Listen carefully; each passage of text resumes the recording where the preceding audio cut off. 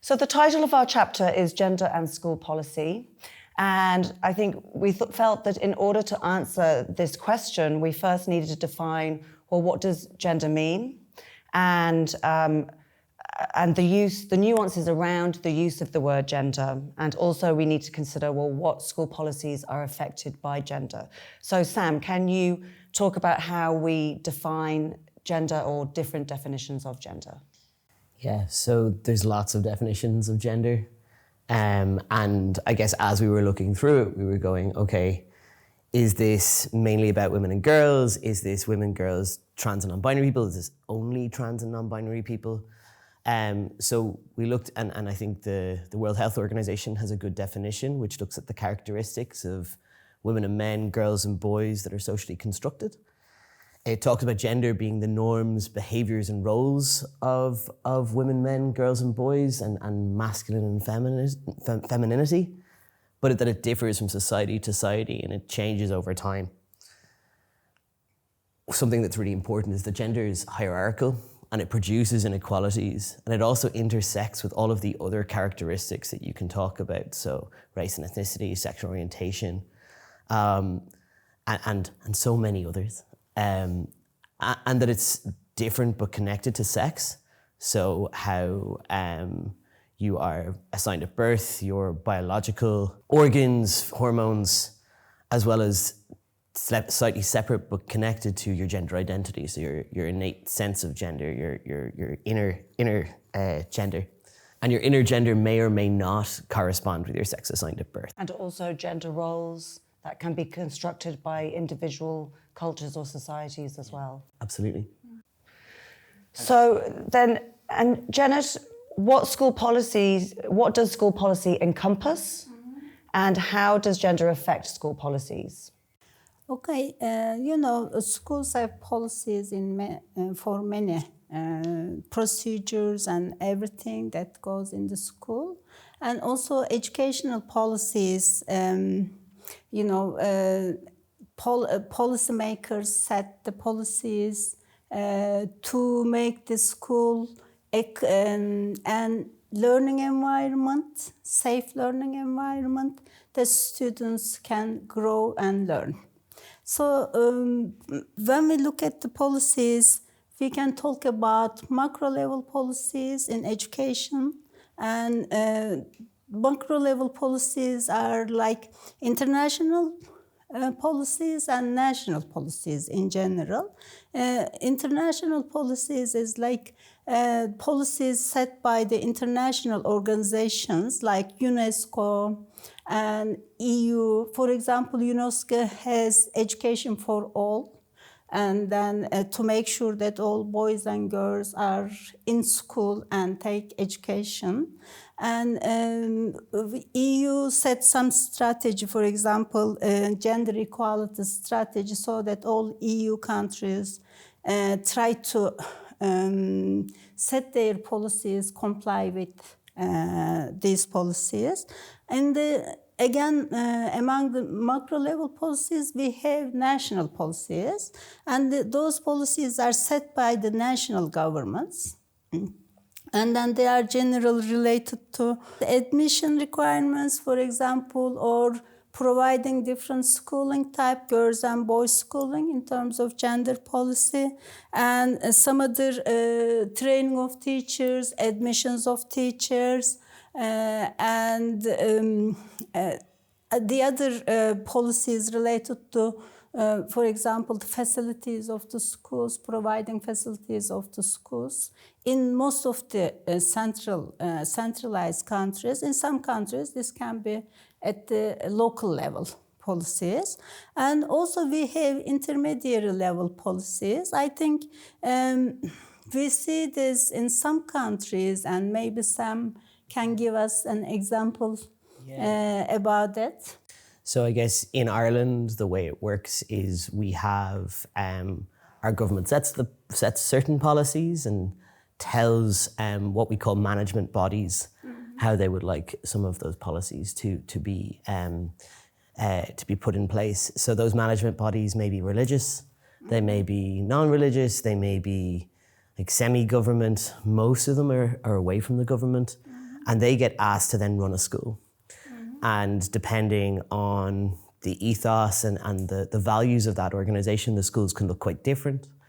And often the government will set guidelines, and these bodies then decide what parts of the guidelines are going to be implemented in what school. So government sets curriculum, but those bodies decide on kind of what the tone of each school will be and how those policies are implemented. For example, in Turkish context, we have centralized education system, and then almost all the policies are set by the Minister of Education in a national level. So this is different from other countries, maybe. And that's why I wanted to ask Sam to give example about that, because we don't see this in Turkey. And Ayana, in India, any differences? So yeah, in the Indian context, all of these major subjects fall under three particular lists. There is the union list, the state list, and the concurrent list. So education as a subject falls in the concurrent list, which means both the nation, the central level as well as the state levels have some say on the way in which education will go on. For example, the policy is set at the national level, but then, like you said, in Ireland, the regional bodies also have some kind of control in the manner in which curriculum is set. For example, there are different state boards across all the different states. So there is some kind of flexibility in those areas, but the larger framework is set by the central government. Yeah. So the ultimate purpose of the educational policies and school policies are to create gender policies, that says, to create a gender-sensitive school culture and learning environment so all the students can be included. So it is like to create inclusive school environment. Thank you. I think generally, when most schools are talking about gender, it is a natural assumption that they are considering girls and boys only.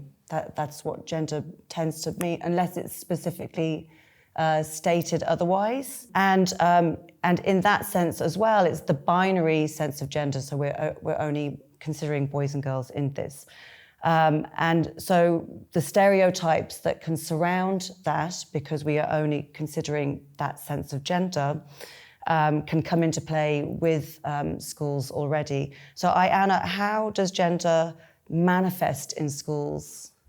So it's very interesting to see the role of the school in this context, how we place school within a particular cultural context. So I think it's very important to view schools as a socializing agent and the role that it plays in, for example, socializing gender, because gender, as we know, is something which is socially constructed. So there has to be the influence of many factors which aids in the socialization.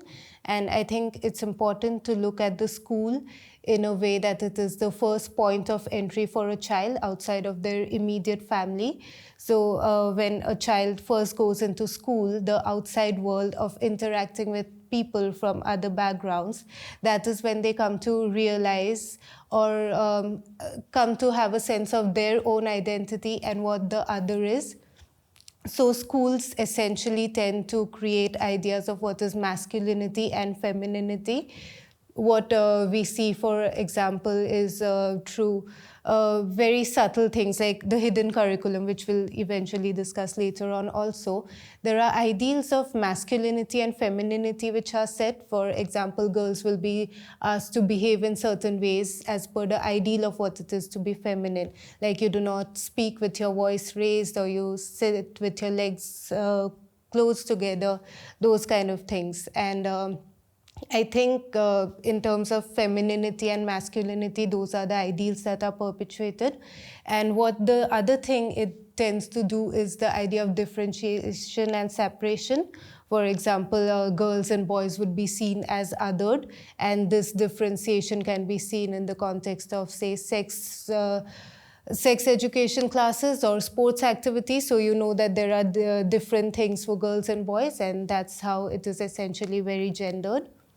And also in that hidden and subconscious culture almost. As an example, when my daughter went to school, she absolutely assumed that in order to have children, you needed to be married. I didn't know that she thought this. She came home one day and she was talking about, you have babies when you're married. And I said, that's not true because we're not married.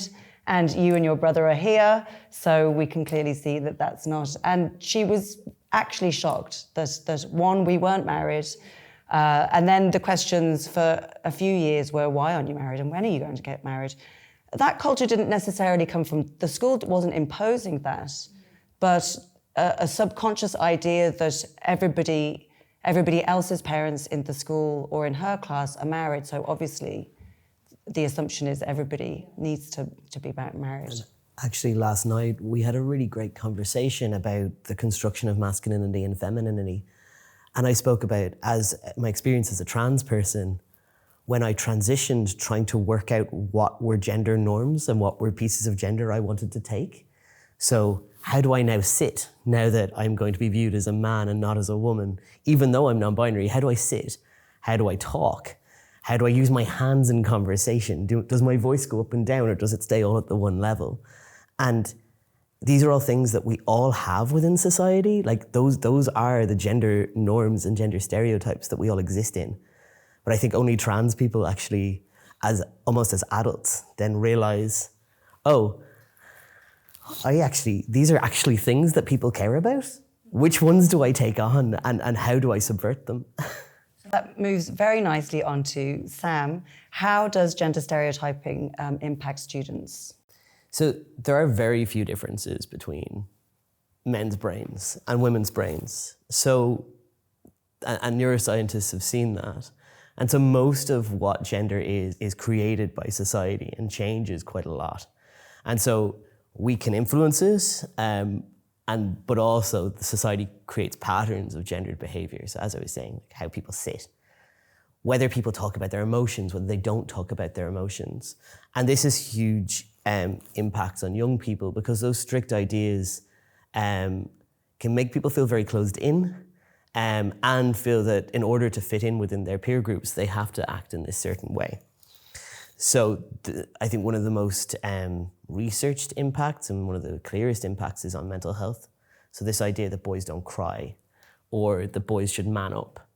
And what that does is it means that when young men and boys are in distress, they're not talking about it, and it means that they are not getting the support they need, or getting a chance to release emotion that otherwise may not cause as many issues. And at the same time, women, when they speak about it, aren't taking that seriously. So women crying, or women even self-harming, can be seen as like feminized and therefore dismissed. And so women's mental health, then, when they are talking about it, isn't taken as seriously as an issue. So we have difficulties all around. In terms of trans and gender diverse or non-binary people, we see really high rates of depression, anxiety, suicide ideation, and self-harm, much higher than their peers. And what was really interesting to read is there are certain things that make it harder for trans young people. So whether or not they can access a bathroom safely has a marked impact on their mental health and the experience of mental health. While if they have support of their family and their peers, there is a marked increase in their mental health outcomes. So it shows that if we are slightly less rigid with our gender norms and allow people to express themselves how they want, we actually can see better mental health. I think in society, we can see that gender stereotyping can cause really long-term impacts. We see it among adults, the careers they've taken, what role models are available for children, the subjects that are available in schools, and even in some cultures, how many years people spend in education can be determined by their gender. Or not determined by their gender, but influenced highly by their gender. Teachers have a huge role in reducing these stereotypes, and around the toys that they have available in classrooms, the textbooks they choose, the subjects that are available within schools, and how they deal with discipline, whether they discipline men and women and trans and non-binary people differently from each other. This chapter does focus on the policy, but I guess it's really important to say that teachers have agency in terms of how they influence gender within their classrooms. That although we're going to focus on policy, there are so many things that teachers can do within a classroom situation that they have complete control of, whether or not they have a gender policy, to ensure that they reduce the impact of stereotypes. So as we can see, this topic is quite complicated and broad, which is why the introduction has taken quite a bit of time in itself. So our first question in this chapter is, how does gender interact with school policy? Ayana, can you tell us a bit more about this? Yeah, so it's very interesting to come to this question at this stage, because we've talked about gender, we've talked about school policy. So now it's going to be how they intersect with each other. And at this point, what we see, gender, as we all know, is an identity which is ubiquitous. So it cuts across all identities that people share. So in this regard, any kind of school policy that is formulated is bound to have consequences or connotations for gender in some way or the other. And so we are just going to go through this through examples. For example, the curriculum framework, whether it's at the national level or at the state level. So like Sam you were talking about how representation matters, what kind of things are we seeing in our textbooks. And like Hannah, you spoke about your kids. So the representation of family, how diverse families are we showing in our textbooks. So these are what creates in the minds of children ideas of what an ideal family is supposed to look like, and then change their ideas of surrounding gender, everything. So what comes here is roles and responsibilities, like you said, careers. It all goes on to shape whether women tend to choose the soft sciences, like we all know the stereotypes that are associated with it. So what it does have the impact of is that, or rather runs the risk of reproducing the very same inequalities that have been there in the case of earlier generations. And in another context, if we look at religious schools, for instance, so religious schools also function on the ideology of the particular religion. So in most of the cases, more often than not, we see that the traditional ideas of masculinity and femininity that is part of the religious ideas is reflected in schools. And I think all of us have examples to share on this, what we think of religion in schools. Okay. In religious schools, in Turkish context especially, I mean, they have this binary idea about the gender, and then there are women and men. No other people exist in the world, actually. So this is political Islam and ideology that they have about the gender in Turkish context. So there is no policy practice, school practice about considering the other students other than men and women students. So I guess in an Irish context, religion is very embedded within our education system. The vast majority of our primary schools, up to about in and around 90% of our primary schools are Catholic. And I think just over 60% or over 60% of our secondary schools are Catholic. So religion isn't an option for being in a religious school isn't an option. It is a kind of, that's the school in the area. That's the one you go to.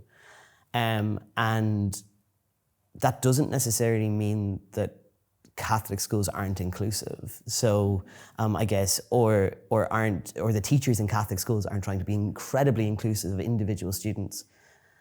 But what I do see is in Catholic schools, their curriculum, like the parts of the curriculum they're doing, or how their curriculum is focused, tends to be more focused on binary gender roles. And even myself as a student, I remember like we would do a certain amount of sex education within a Catholic school, but then the next week we had a fundamentalist Christian organisation come in and talk and do games and have a retreat, but it was all about teaching us abstinence education. And it was a fun 2 days of learning about abstinence, learning about the sin of sex before marriage. As an LGBT person, it was the only time I heard in school that it was a sin to be gay. That it was a time when we were taught how awful abortion was. And these were part of my school life. And so those, although individual teachers were incredibly inclusive, trying to do as much as they could, that's the message the school was also sending. And so you had these two messages, but one was coming from much higher than the other. I think this is also where it leads us to the idea of same-sex schools, how in terms of policy, so in a same-sex school, the underlying assumption is that we are equating gender with the sex assigned at birth. So people are automatically put into boxes. And like we mentioned before, the ideal is set of masculinity or femininity.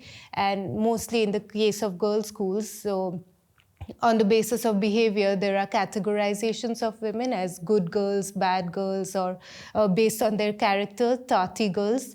So there are all of these categorizations which are mostly based on values. So it's also very important to be acknowledged in the particular cultural context that the school is set, how we perceive gender and how that goes on to the policies which are shaped and how that has bearings on gender. Also, gender stereotypes are created and reinforced through the hidden curriculum. And we can observe hidden curriculum in all aspects of the school. And, for example, the behaviors of the teachers, treatments of the teachers. For example, teachers most of the time say that, okay, while they're controlling the homeworks, they say that, okay, this is what kind of notebook is this? You are the girl, or they don't give same feedback to boys, and it is okay for boys to be messy. And also they assign different roles, different duties in school context to the girls and boys. And also another part of hidden curriculum, for example, in our context, you are not talking about the non-binary. People, it is like, it is removed, it is ignored totally. This is hidden curriculum also. So this students just think that when they read the textbooks and teachers don't talk about those in the school, and then so students think that those people do not exist or they are not normal. I also think an assumption that all schools, or certainly in our societies, is a heteronormative culture. So an assumption that everybody comes from at least a family, they might not be together anymore, but where you have a man and a woman, a mum and a dad, which is clearly not the case for a lot of families. So there's a certain underlying othering throughout everybody's school experience. And that may not be same-sex families. That could be that children live with a grandparent or aunts and uncles, or a different type of diversity that, unless it's actually spoken about, that assumption is that doesn't exist as well. The other thing that I think really comes up is around school uniforms in some countries. So whether that's a mixed school, a single gender school, school uniforms tend to be incredibly gendered and very difficult for trans people, particularly in terms of what uniform options do exist, but also then in terms of function. Girls' school uniforms tend to be less easy to play sport in, less easy to move in. Less practical. Less practical. So, and then we've seen that even in mixed schools, sometimes even if there is a trouser option available, that the girls' and boys' trousers are entirely separate from each other, it makes it very difficult as a trans person to work out what you should be wearing, what you can wear, and the schools can sometimes set gender up as just such the defining characteristics of the children that it becomes very, very challenging within a school environment. I think this is how we can place the differentiation between the formal curriculum and the hidden curriculum, because when you're teaching the subjects in textbooks, there would be nothing explicitly mentioning that girls and boys are different. They'll say that everyone is equal and preach equality, but it is in these underlying and implicit assumptions where if a girl is wearing a skirt in a school, how constraining it is. So that is how her behavior and actions are supposed to be monitored. That's how the hidden curriculum essentially tends to function, and I think it's more effective in terms of shaping gender. Yes. And I think then it seems that the policies can potentially set the hidden curriculum Yeah. or change the hidden Change curriculum. it. It has the power to do both. We cannot set it, actually. I mean, we can only be aware of it. I mean, you cannot set hidden curriculum. If you are aware of it, you can just do the opposite. As teacher is aware of it, for example, she would do, and school practices can be different, but it is very difficult to set a policy for hidden curriculum. Maybe we can just say, okay, we will be aware of it. Yeah. This can be a kind of policy.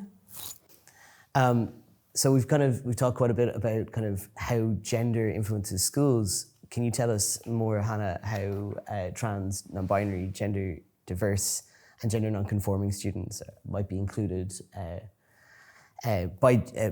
or excluded by gender policies? Yeah, I think we've broached on quite a lot of it in this last bit of discussion.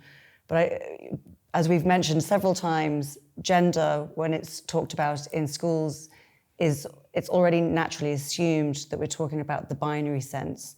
And actually, it's not generally even talking about gender, we're talking about sexes, so boys, girls, men, women, male, female, rather than encompassing gender at all. So inherently, by default, trans and non-binary folk are already excluded from all policies regarding gender because it's generally not thought about unless we have specific policies designed to include trans and non-binary folk.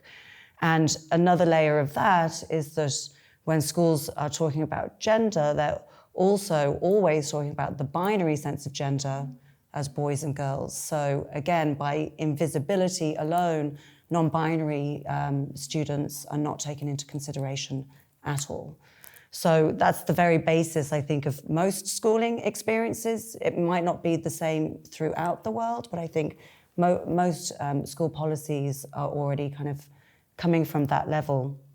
So you mentioned school uniforms already, that they're quite gendered, that there's an inherent assumption about who is allowed or given facility to wear those certain uniforms.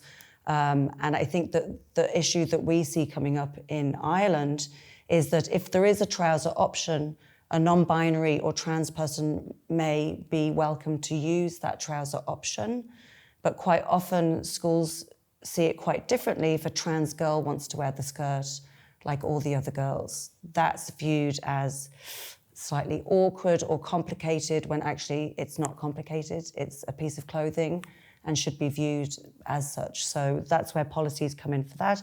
Bathrooms is another space. Again, they tend to always be gendered. If there is a gender-neutral option, often it's one toilet on its own. That is quite often a disability or a universal access toilet. So it's not ideal for non-binary students because, you know, quite clearly they don't often have a disability and don't want to feel like they're taking up space that somebody else should be using. So that's another area. Sports choices and sports facilities is another space. I suppose maybe not so much in primary schools where PE tends to be quite mixed. Maybe again that changes on culture. But when you get to secondary school, the sports choices are quite gender segregated in most schools. So again, even if trans girls and boys were included, what do non-binary students choose? And are they allowed to make the decision that they see fit, or are they just excluded from sport altogether? And I suppose on the flip side, inclusive policies are schools that either proactively look at all of this prior to setting up any policies, or that at least have a gender identity and expression policy where they are thinking about this in regards to every trans and non-binary student who is within the school, as well as anti-bullying policies, which can be good or bad depending on whether they have specific language stating every bit of type of bullying that they are, I suppose, including or deemed inappropriate in a school basis, rather than saying bullying is bad. Are we actually saying, you know, assault, sexual assault, homophobia, transphobia, biphobia, etc., using all that language? So the second question we're going to answer is who and what influences gender policies in schools? Yeah. So if we first look at the influences on policy, Janet, can you tell us about this? Yeah, okay. You know, gender policy at schools are is influenced by very interplay of very complex factors and then stakeholders and actors, we can say. For example, one of them is the government and legislation. Every government has a policy against the discrimination, for example, and then written, and it is written in the constitution most of the time, and then so this have implications for the school policies. And administrators, I mean, those administrators are like appointed bodies or elected bodies in different countries. For example, in our country, they are appointed generally. And they have make decisions about the school policies, and gender is in it, of course, about the gender policies. And educational organizations and unions also influence the school policies or school gender policies. For example, educational groups like National Education Association set some principles or guidelines, and then that make some suggestions to schools about the gender policies. And also unions advocate, the teacher unions or staff unions advocate the gender equality and gender inclusivity in the schools. Also, the parents-teacher associations. Parents have, of course, for their kids, are advocates of gender equality and gender inclusivity in school, and they can influence the school policies and then make suggestions about that, or just force them. Actually, force the schools to consider this inclusivity or gender equality. And also some community organizations can be like local advocacy groups can also provide some suggestions or advocate gender equality in the schools. And students' councils, I don't know if every country has this. And those kids, of course, defend their rights in school, and then force the school principals or school administrations about the gender inclusivity and gender inclusivity. And also research and academic institutions. They conduct research and make suggestions about that. Media and social media, I mean, they are actually quite influential when we consider the other factors. And also some social movements. These are the like Me Too campaigns, you know, and also some marches and then global campaigns. Those are all the factors that may affect the gender policies at school. And what I find happens quite a lot in Ireland in terms of parents' influence on policies is if enough parents have an issue with a certain piece of curriculum that's being rolled out, such as the relationships and sex education piece, schools will create an opt-in or opt-out option. So parents are allowed to take their children out of certain conversations.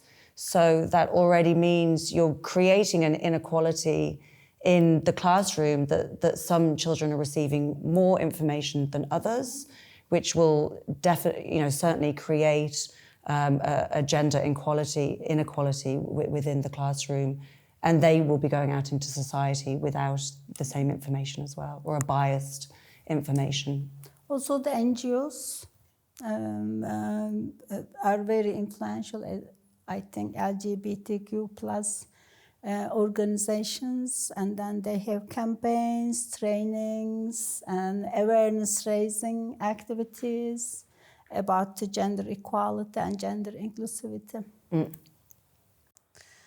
And I guess we should, not every influence, unfortunately, within a school is looking towards further gender equality. Mm-hmm. So Hannah, can you give us an idea as to what the impact of anti-gender politics is on gender sensitivity in schools? Yeah, where do we start? So I suppose, first of all, the term anti-gender, I think, has come to rise, quite significantly in the last few years. It appears to be a specific group of people or movement that makes deliberate efforts to undermine certain policies and legislation, particularly around reproductive rights, gender-affirming care, sexuality and relationship education, and LGBTQ plus rights. And it's a specific type of politics that will often position itself as a helpful entity that is trying to protect family values and children, but at the same time, it's attacking freedom of speech, freedom of sexuality and expression, and bodily autonomy. Ideologically, it refers to movements that see gender equality and diversity as threats to society, to traditional values, to the morality of nations. So these are the types of things that they're always, I suppose, seeking to attack and undermine. It's a global movement, and although it's maybe not huge in numbers, it's really far-reaching, and they work through networks of politicians and maybe religious groups and other movements that have specific agendas that align with each other. They can be far-reaching because of the internet and online and being able to reach that far. I think one of the core directives of this movement or anti-gender politics is to frame even the word gender in a very specific way. So gender is being used as a word that is creating a specific ideology or theory rather than a person's factual lived experience. So we're creating a word that becomes something to fear and is threatening, right? And that way they can use it in whatever way that they want to use it. But again, it's always coming back to gender is attacking family values, children's lives, children's safety. We see it a lot in America in terms of the banning of books in libraries, and we're attacking drag queens for telling stories to children. I think certain spaces are always going to be attacked. So in terms of it having a direct impact on schools, it's undermining gender equality, and it's obviously also undermining gender identity expression and LGBTQ persons' lived experiences. By viewing gender as something that is being imposed unwillingly on the population, we can attempt to shut down conversation around gender. So in some instances, gender might not even be able to be talked about within schools, and it's a word that kind of can't even be used, even though it's widely available in the English language and in other languages, right? So first of all, we're going to say that that word cannot be used at all. And then we're going to move on to the spaces where this word can be weaponized in a way. So bathrooms would be one of those spaces. And I think we've talked quite a lot about bathrooms already, but it's definitely sensationalized in the media that bathrooms are now unsafe spaces for women and girls because of trans women wanting to use bathrooms. So we have this legitimacy of who can use certain spaces and when they can use them. So both in schools and in public spaces, right? I can have an example. Yeah, please. About anti-gender politics. I have an example from my country that the medical schools graduates take Hippocratic oaths in their graduation ceremony, and there is a text. I think this is a universal text. Yes. But some of our, let's say, the politicians or deans,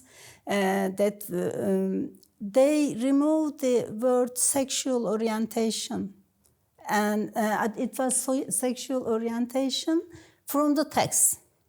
And while the students are taking Hippocratic oath, the dean first read and they repeat, but students generally resist this and then say this word in between quickly. And then in one of the cases, dean left the ceremony because students did this. So this is actually a very good example of anti-gender politics, I think. I love how the students added it back in, though. Yes, they just quickly add and then continue. Yeah, absolutely. I think another space where the anti-gender movement comes in is into girls' uniforms. So whilst the anti-gender political movement is protecting family values, protecting children, protecting women and girls, I think more than protecting men, women and girls need to be protected. Things like uniforms or specific female-related uniforms are, really kind of being tried to held onto as a traditional part of valuing. What that does is it polices girls' bodies much more because I think anybody who has had a girl's uniform will attest that, the things that are allowed in relation to girls' uniforms, the measuring of girls' skirts, or making sure that girls are being covered up. You have a very specific example of your own schooling around that. Yeah, exactly. So we were having this discussion of shirts being transparent. So this whole rule, which was unofficially set in place, that you had to wear a certain kind of slip that would prevent your shirt from being transparent, and that was supposed to be a long one. So the checking for this ensured that the people who were doing the checking would lift the skirts of the girls to check the length of your slip, to ensure that everything is being covered from the transparency. So every bit of dignity, agency, and everything is taken away in the name of ensuring, their dignity only. So it's very ironical in that sense. Yeah, we're taking away your dignity and choice just to protect your dignity. The whole idea of protecting female sexuality, resting honor and value in it, it all comes down to that discussion then. Yeah. So I think at the moment, currently, anti-gender politics seems to really be concentrating very much on trans and non-binary lives or LGBTQ lives, but actually it attacks all forms of gender, creates more rigid stereotypes, so it's just as harmful for men and boys as it is for girls and women, because we're reinforcing that notion that men are protectors, should be the main breadwinners and earners, that women are homemakers and childbearers. So all those things that we've been working really hard to move on from are kind of being, brought back. One of the things that you'd see is within sport. I get very frustrated at sport and the way sport looks at gender. But I think what makes me most frustrated is when you look at the case of Caster Semenya, where they've reduced what it means to be a woman down to how much testosterone a woman has in her body. Caster Semenya, who was assigned female at birth, identifies as a woman who is not allowed to participate in women's sport unless she chemically castrates herself and reduces her testosterone chemically. So it's this idea that a predominantly male organization can decide what makes a woman, and that what makes a woman becomes how much testosterone she has in her body, not anything to do with her own identity. And the other issue with that is that she only found out that she had higher levels of testosterone because she was forced to get tested by the Olympic Council in the first place. So again, it's another, I suppose, way of demeaning women. In a way, she had no autonomy over that and didn't even know, found out publicly along with everybody else.